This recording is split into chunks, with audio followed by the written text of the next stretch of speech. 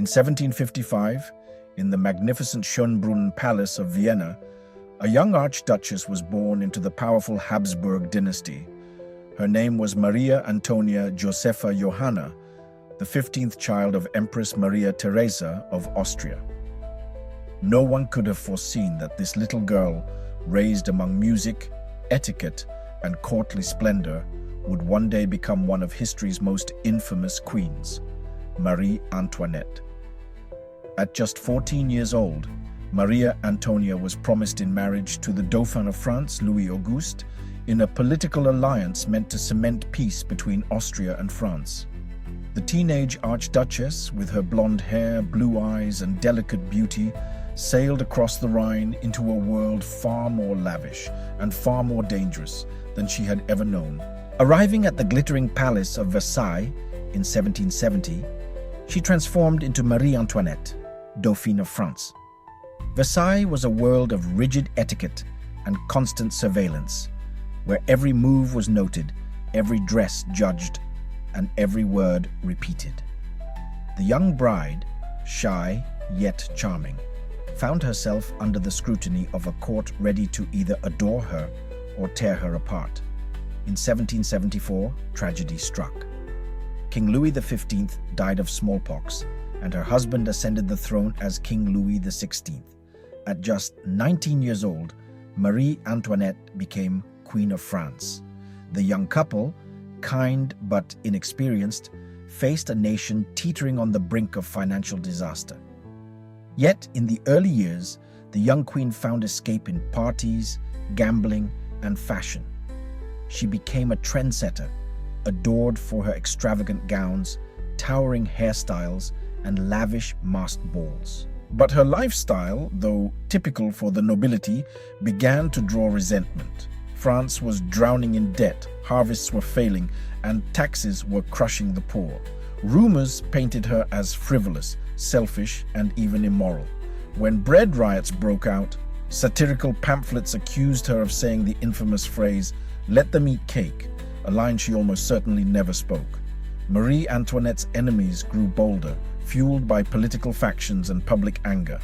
The diamond necklace affair of 1785, a scandal in which she was falsely accused of conspiring to defraud the crown jeweler, cemented her image as a corrupt and greedy queen. Though innocent, she was branded Madame Deficit, blamed for the kingdom's financial ruin. Seeking refuge from the poisonous court gossip, Marie Antoinette retreated to the Petit Trianon, a private estate on the Versailles grounds. There, she created a small fantasy world, a pastoral village where she dressed as a shepherdess and lived out a simpler life, far from the suffocating politics of the court. But the distance only fueled public resentment. To the starving masses, she appeared to be playing peasant while real peasants starved. In 1789, the French Revolution erupted. The storming of the Bastille marked the beginning of the end for the monarchy. That October, an angry mob, mostly women demanding bread, marched from Paris to Versailles. They invaded the palace, killing guards and demanding the royal family return to Paris. Under the roar of the crowd, Marie Antoinette appeared on a balcony, standing tall and defiant. Her bravery won her a momentary silence, but not forgiveness. The royal family was placed under house arrest in the Tuileries Palace. In 1791, they attempted to escape in what became the disastrous flight to Varennes. Disguised and traveling by night, they hoped to reach loyalist strongholds. Instead, they were recognized and captured, dragged back to Paris in disgrace. The failed escape confirmed suspicions that the Queen was conspiring against the revolution. By 1792, the monarchy was abolished and the royal family was imprisoned in the Temple. Louis XVI was tried and executed by guillotine in January 1793. Now a widow, Marie Antoinette faced her own trial before the Revolutionary Tribunal. The charges were grave: treason, conspiring with foreign powers, and even grotesque personal accusations designed to turn the public against her completely. The trial was swift, the verdict inevitable. On the morning of October 16, 1793, Marie Antoinette, dressed in a plain white gown, had her hair cut short. She was taken in an open cart through jeering crowds to the Place de la Révolution. Her back straight, she refused to cry.